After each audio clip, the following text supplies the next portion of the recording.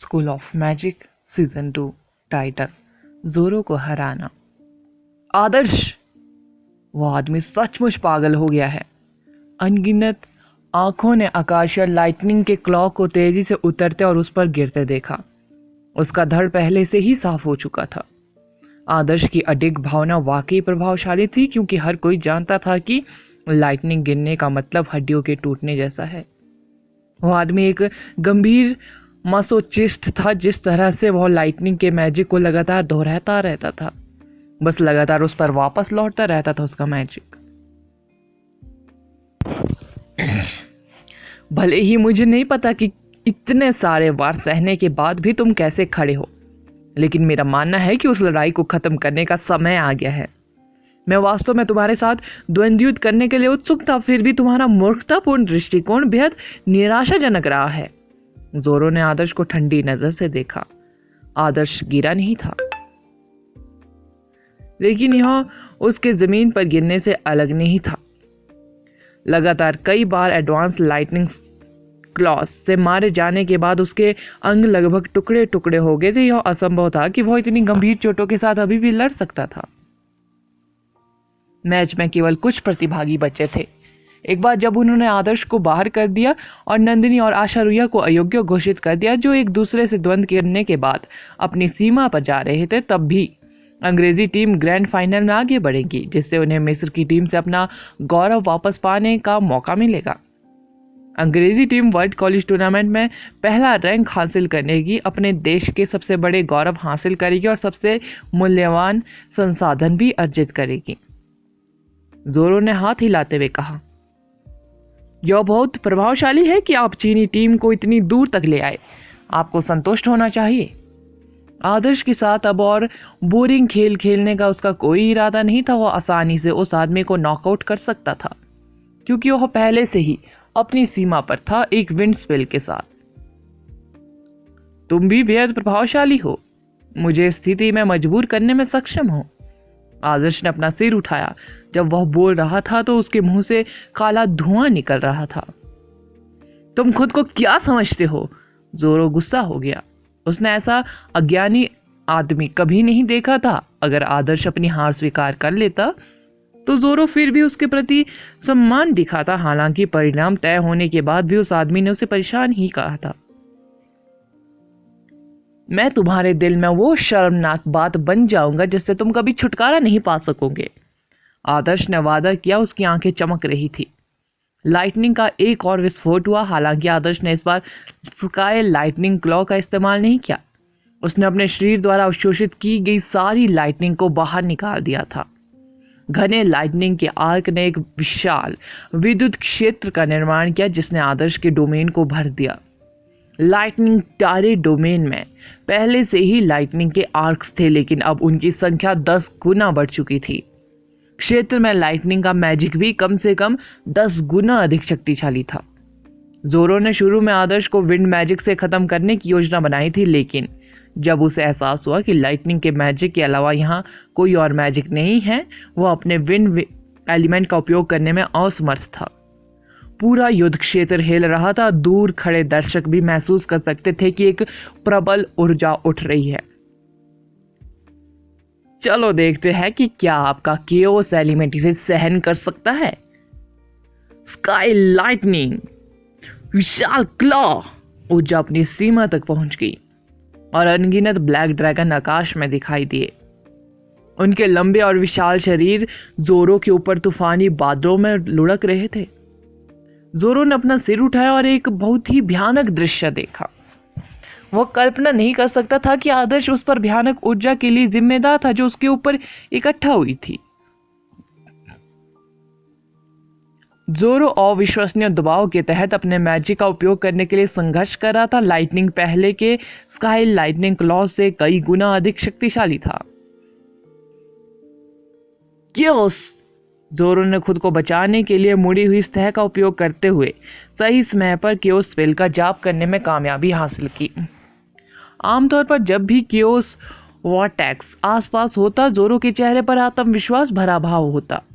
वह अपने दुश्मनों पर मैजिक के प्रभाव को वापस लाने की खुशी का आनंद लेता था। हालांकि आसमान में नाचते हुए डार्क लाइटनिंग ड्रैगन को देखकर जोरो को थोड़ी भी सुरक्षा का एहसास नहीं हुआ। स्काई लाइटनिंग क्लॉज आखिरकार नीचे आ गया। लाइटनिंग का मोटा खंभा कई लाइटनिंग के बोल्टों में विभाजित हो गया था, जैसे किसी स्वर्गीय जानवर का विशालकाय पंजा पूरे युद्ध के मैदान को जमीन पर गिराने के लिए तैयार हो। जोरो के केओस वार्टेक्स ने स्काई लाइटनिंग जाइंट क्लॉ की ऊर्जा को तुरंत अवशोषित कर लिया, लेकिन केओस एलिमेंट से परिचित कोई भी व्यक्ति जानता था कि केओस भंवर कोई अथाह छेद नहीं था। इसकी भी एक सीमा थी, लेकिन समान स्तर के मैजिशियनों के लिए सीमा तक पहुंचना असंभव था, क्योंकि मैजिशियन की कल्टीवेशन के साथ साथ सीमा बढ़ जाती थी। जोरो की कल्टीवेशन असाधारण थी, इसलिए जब उस पर एक साथ 7 लोगों ने अटैक किया तभी वह उनके मैजिक को विफल करने में कामयाब रहा। हालांकि आदर्श का स्काई लाइटनिंग जाइंट क्लॉ सिर्फ वही स्पेल नहीं था जिसकी ताकत दोगुनी थी, इसकी शक्ति तीसरे दर्जे के एडवांस स्पेल से ज्यादा थी और यह सुपर स्पेल की शक्ति के अविश्वसनीय रूप से करीब थी। यह स्पष्ट रूप से जोरो के केस एलिमेंट की सीमा को पार कर गया था। केओस भंवर के टूटने के बाद जोरो ने जो जादुई कवच पहन रखा था वह भी पूरी तरह से बेकार हो गया। विनाशकारी ऊर्जा ने कवच को आसानी से टुकड़ों में तोड़ दिया। जोरो की रक्षा करने वाले विंड विंग्स भी महज सजावट की तरह थे, क्योंकि वे भी एक पल में टूट गए। जोरो की उंगली पर अभी भी एक अंगूठी थी जो धारक की रक्षा के लिए स्वचालित रूप से चालू हो जाती थी। यह वेनिस की अंगूठी के समान थी। हालांकि जिस लाइट अवरोध को अंगूठी ने बुलाया था वह भी आकाशीय लाइटनिंग के विशालकाय पंजे से टकराने के बाद तुरंत ढह गया। अंत में वेनिस की अंगूठी का वाटर शील्ड भी दिखाई दिया। यह जोरो की आखिरी उम्मीद थी। उसे विश्वास था कि एक बार जब वह स्थिति पर काबू पा लेता तो जीत उसकी ही होगी। हालांकि रिंग ऑफ वेनिस की सुरक्षा भी बहुत आसानी से ढह गई। उसे यह भी लगा कि स्काई लाइटनिंग जाइंट क्लॉ उसकी सुरक्षा की परतों से बिल्कुल भी कमजोर नहीं हुआ था। मौत के प्रबल पूर्वाभास से उसका दिमाग खाली हो गया। वह समझ नहीं पाया कि उसने क्या गलत किया था। टकराना। जोरो आसमान से गिरा और जमीन से टकरा गया। वह अपनी पीठ के दर्द की परवाह ना करते हुए उस स्काई लाइटनिंग क्रॉस को घूर रहा था जो किसी भी क्षण उसकी जान ले सकता था। जमीन पर गिरने के बाद जोरो को आखिरकार एहसास हुआ कि स्काई लाइटनिंग जाइंट क्लॉ कितना बड़ा और भयानक था। ऐसा लगा जैसे पूरा आसमान उससे ढका हुआ था। उसे यकीन नहीं हो रहा था कि उसके ही उम्र का एक छात्र इसके लिए जिम्मेदार था। गहरे गड्ढे में लेटे जोरो को अपने विचार समेटने में थोड़ा समय लगा। वह अपने पैरों पर खड़ा हुआ। गिरने से उसे ज्यादा नुकसान नहीं हुआ। वास्तव में उसे कोई गंभीर चोट नहीं लगी, क्योंकि स्काई लाइटिंग जाइंट क्लॉ को रिंग ऑफ वेनिस की बाधा को तोड़कर वापस ले लिया गया था। जोरो ने कुछ ही दूरी पर घावों और चोटों से लथपथ उस आदमी को देखा, फिर उसकी साफ बेदाग शर्ट को देखा। उसके दिल में जो कड़वाहट थी उसे बयान करने के लिए उसके पास कोई शब्द नहीं था। वह हार गया। वह सचमुच हार गया। वह 9 लोगों के खिलाफ अपराजित था, फिर भी वह एक ही प्रतिद्वंदी का सामना करके हार गया था। वह अपनी कल्टीवेशन के कारण नहीं हारा, बल्कि वह दूसरे आदमी के साहस के कारण हारा था। कुछ क्षण बीतने के बाद जोरो ने पूछा, क्या इसका मतलब यह है कि अगर मैं लाइटनिंग को आप पर वापस नहीं गिराता तो आप हार जाते? इस दुनिया में बहुत सारे नहीं है। आदर्श का चेहरा गंदगी से ढका हुआ था, फिर भी वह अभी भी मुस्कुरा रहा था। जोरो चौंक गया। इससे पहले कि वह कुछ और कह पाता, सहायक न्यायाधीश उड़कर आया और जोरो को, जो अभी भी गहराई से सोच रहा था, युद्ध के मैदान से दूर ले गया। आदर्श सही था। लड़ाई में बहुत सारे अगर नहीं होते। अगर वह टूर्नामेंट में नहीं होता, अगर आदमी उस पर आसानी से नहीं जाता, तो उसे ले जाने वाला व्यक्ति सहायक जज नहीं बल्कि लंबी दरांती पकड़े ग्रिम रिपर होता।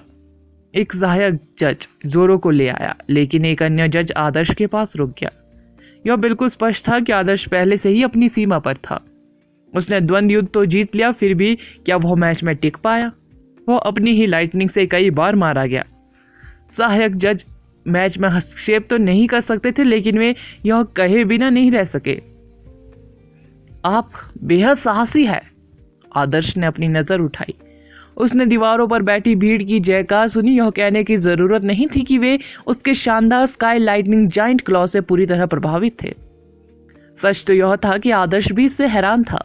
तथ्य यह है कि वह जोरो पर अटैक करने के लिए इतना साहसी था ताकि वह जोरो के आवर जाए कि उस एलिमेंट को परास्त करने के लिए उस पर परावर्तित लाइटनिंग को अवशोषित कर सके। वह स्वयं से और भी अधिक प्रभावित हुआ। आदर्श पीठ के बल गिर पड़ा और धूल भरी जमीन पर लेट गया और जोर जोर से हाँफने लगा। सहायक न्यायाधीश आए और उसे उठाने के लिए घुटनों के बल बैठ गए। अरे तुम क्या कर रहे हो? आदर्श चिल्लाया। सहायक न्यायाधीश ने कहा, आपका काम खत्म हो गया है। बकवास, मैं अभी भी लड़ सकता हूँ, मुझे मत छुओ, मैं अभी भी अच्छी हालत में हूँ। आदर्श चिल्लाया, लेकिन उसने तुरंत भारी दर्द से अपने दांत भींच लिए।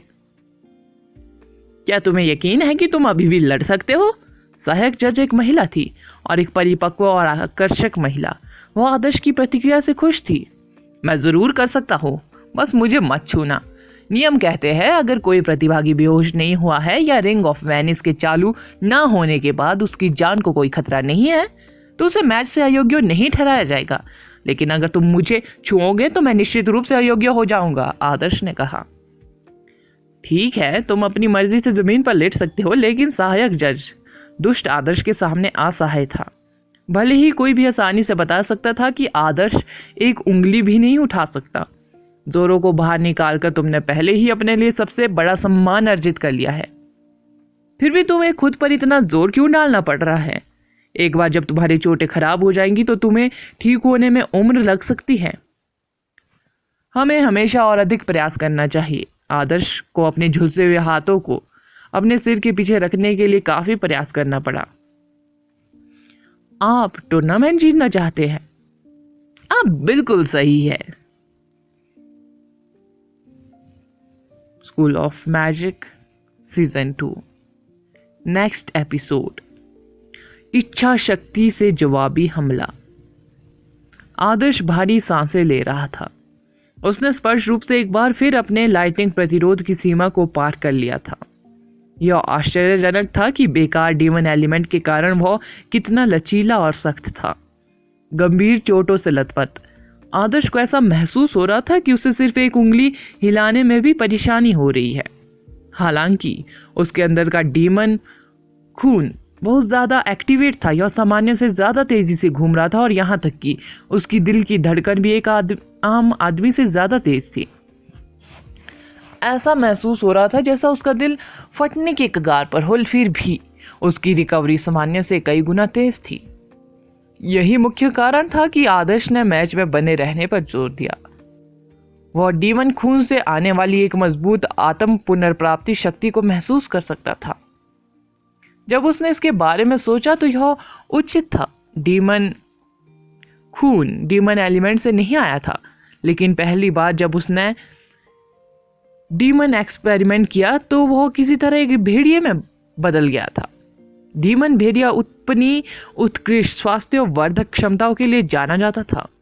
उच्च वंश वाला एक दानव भेड़िया लड़ाई के बीच में भी जल्दी ठीक हो सकता था।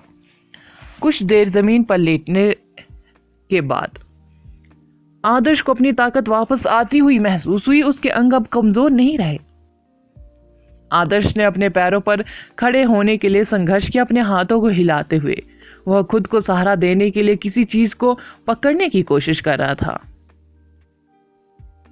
भले ही मैं वास्तव में आपकी खतरनाक स्थिति का फायदा नहीं उठाना चाहती, लेकिन आप मुझे काफी मुश्किल स्थिति में डाल रहे हैं क्योंकि आप मैच में बने रहने पर जोर देते हैं। मेरे पास आपको खत्म करने के अलावा कोई विकल्प नहीं है। एक आदमी अचानक दिखाई दिया। उसकी शक्ल बेहद खराब थी। ऐसा लग रहा था उसकी आंखें अपनी जगह से बाहर निकलने वाली है। मुझे नहीं लगता कि मैं तुमसे पहले कभी मिला हूं दोस्त। आदर्श ने उस आदमी को करीब से देखा और काफी हैरान था कि वह पूरी तरह से अनजान था कि वह आदमी अभी भी मैच में था। जब आदर्श जोरों से मुकाबला कर रहा था तब ग्रीक टीम और इंग्लिश टीम के बाकी सदस्य भी हार कर बाहर हो गए थे। जो लोग अभी भी मैच में थे उनमें मुश्किल से ही कोई ऊर्जा बची थी। ऐसे में आदर्श को यह समझ नहीं आ रहा था कि यह आदमी कहां से आया है। मैं एक मानसिक मैजिशियन हूं। आपको क्या लगता है कि आपके साथी के दिमाग को नियंत्रित करने वाला व्यक्ति कौन था? उभरी हुई आंखों वाला आदमी हंसा। यह स्पष्ट था कि वह ग्रीक टीम का सदस्य था। चालाक आदमी तो पहले से ही छिपा हुआ था। आपकी कल्टीवेशन औसत दर्जे की है। मुझे संदेह है कि आप मेरे साथी के दिमाग को नियंत्रित कर सकते हैं, आदर्श ने कहा। संत का आशीर्वाद मेरे मानसिक स्पिल को मजबूत करने में सक्षम था, मछली की आंखों वाले आदमी ने मुस्कुराते हुए कहा। संत तो आप उस छोटी कुतिया को यही कहते हैं, आदर्श ने हंसते हुए कहा। उसका अपमान करने की हिम्मत मत करना, मछली जैसी आंखों वाले आदमी ने गुस्से से कहा। शांत हो जाओ, मुझे मत बताओ कि तुम भी शूरवीर हो या कुछ और। पार्थेन मंदिर वास्तव में मनोरंजक है, आदर्श ने कहा। तुम्हारे जैसा अविवेकी व्यक्ति कभी भी उन मैजिस्ट्रों के सम्मान को नहीं समझ पाएगा जो पार्थेन मंदिर के गौरव के लिए लड़ते हैं। बेहतर होगा कि तुम कुछ भी गंदा ना बोलो, अन्यथा मैं यह सुनिश्चित करूंगा कि मैच से अयोग्य घोषित होने से पहले तुम्हें बहुत कष्ट सहना पड़े, मछली जैसी आंखों वाले व्यक्ति ने गंभीर स्वर में कहा। तुम बहुत पाखंडी हो। यह स्पष्ट है कि तुम्हारी आत्मा उस महिला द्वारा बहका दी गई है, फिर भी तुम यहाँ ऐसे व्यवहार कर रहे हो जैसे तुम बेहद नेक हो। अगर तुम मुझसे गुप्त रूप से प्यार करते हो तो बस कह दो, इसमें कोई शर्म की बात नहीं है। एक मेंढक जो हंस के मांस के लिए वासना नहीं करता है वो एक अच्छा ग्रीक नहीं है, आदर्श ने अपने शब्दों से उस आदमी के दिल में छुरा घोंपा। हर आदमी की अपनी इच्छाएं होती है। आदर्श का मानना था कि उस आदमी के मन में एक महत्वाकांक्षी लक्ष्य था, क्योंकि वह हमेशा से छिपा हुआ था। तथ्य यह है कि उसने आशारुया को संत के रूप में संदर्भित किया, जिसका स्पष्ट अर्थ था कि वह उसके दिल में देवी थी। आदर्श के आरोप को सुनने के बाद मीता ने ठंडे स्वर में कहा, इसे प्रशंसा और सम्मान कहते हैं। सच में पार्थेन मंदिर के हर आदमी को यह दिखावा क्यों करना पड़ता है कि आप दुनिया के सबसे महान संत हैं? मुझे विश्वास नहीं होता कि आप पागल कुत्ते की तरह आशारुया पर झपटने के बजाय ऐसे सम्मानजनक शब्द बोलेंगे, भले ही वो आपके सामने पूरी तरह से नग्न हो, आदर्श ने कहा। आदर्श के अपमानजनक शब्द सुनकर सहायक जज भौंचक्के रह गए। इस आदमी का चरित्र उसकी क्षमताओं के बिल्कुल विपरीत क्यों है?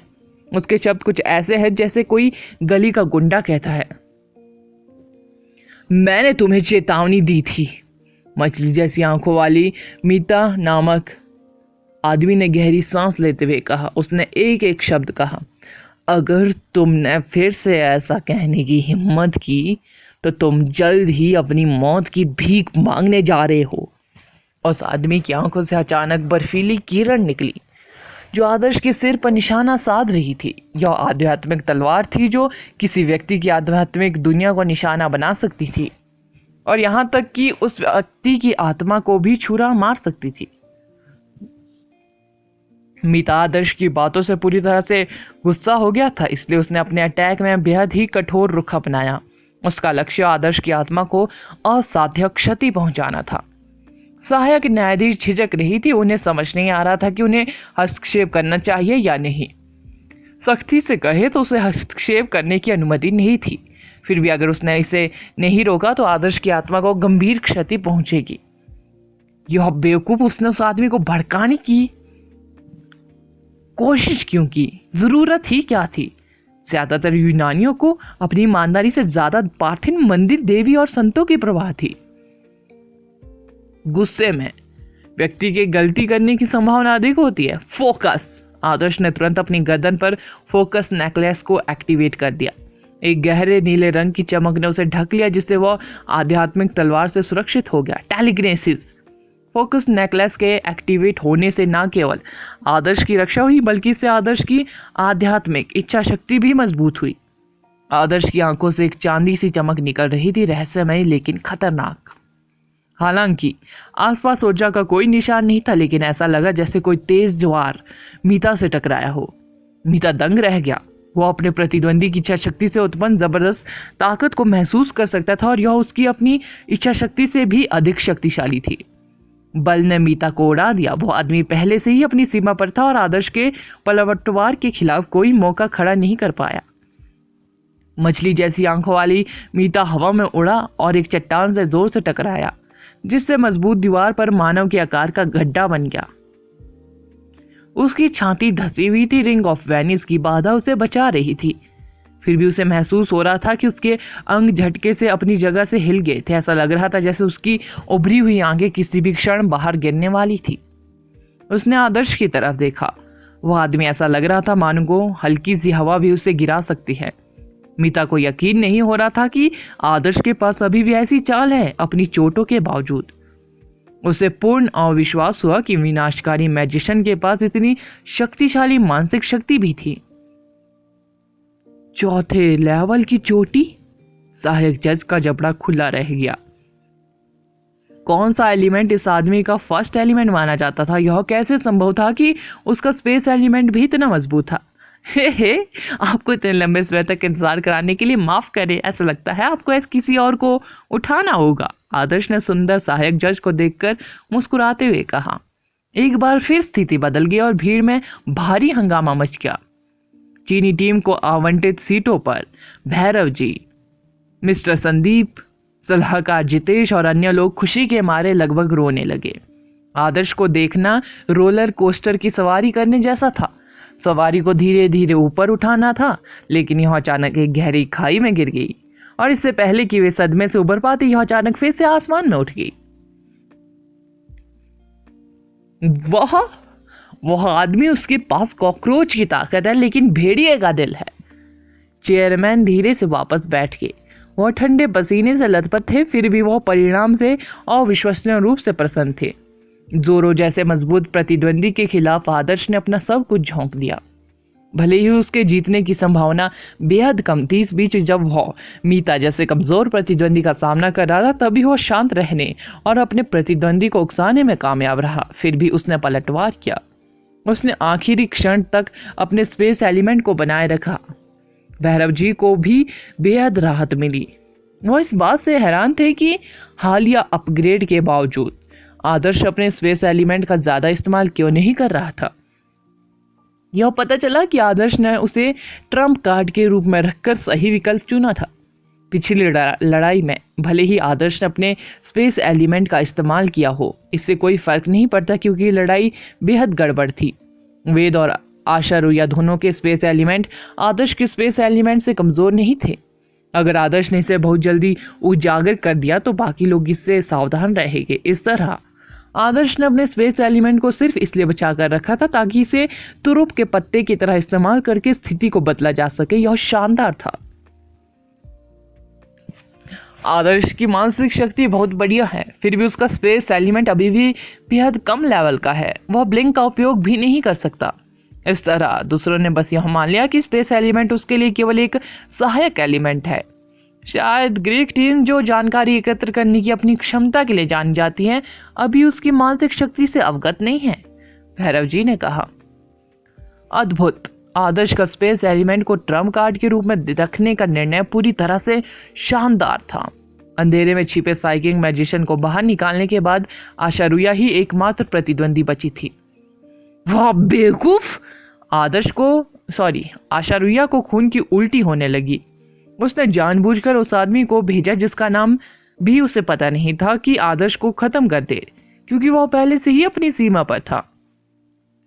उसे वास्तव में इसकी परवाह नहीं थी कि अंत में द्वंद्व युद्ध कौन जीतता है, क्योंकि मानसिक मैजिशियन आसानी से उनमें से किसी को भी हरा सकता था। आदर्श साइकिंग मैजिशियन से डरता था और जोरो भी। साइकिंग मैजिशियन द्वारा द्वंद्व युद्ध के विजेता को बाहर करने के बाद भी वह मैच जीत जाएगी। उसे आश्चर्य हुआ कि जिस आदमी का नाम वह नहीं जानती थी उसे गंभीर रूप से घायल आदर्श ने नॉकआउट कर दिया। एक मानसिक मैजिशियन एक विनाशकारी मैजिशियन से हार गया था। ऐसा बेवकूफ राष्ट्रीय टीम का सदस्य कैसे बन गया? फ्लाइंग क्रीक स्नोवोल्फ धीरे धीरे आइस डोमेन में मजबूत होता गया। उसने अपना पंजा घुमाया और डार्क स्वॉर्ड मास्टर जिस डार्क हॉर्स पर सवार था उसे नीचे गिरा दिया। डार्क हॉर्स पास की दीवार से जोर से टकराया और काले धुएं के गुब्बार में गायब हो गया। आशा रुया का डार्क स्वॉर्ड मास्टर अविश्वसनीय रूप से शक्तिशाली था, फिर भी वो काफी समय से मैच में लड़ रहा था। इस बीच आदर्श ने हाल ही में फ्लाइंग क्रीक स्नोवोल्फ को बुलाया था। न केवल वह ऊर्जा से भरा था बल्कि नंदिनी के आइस डोमेन ने उसे और भी अधिक मजबूत कर दिया था। डार्क स्वॉर्ड मास्टर के पास फ्लाइंग क्रीक स्नोवोल्फ के भयंकर अटैकों के सामने कोई मौका नहीं था। संकुचित हो जाओ, नीचे उतरो।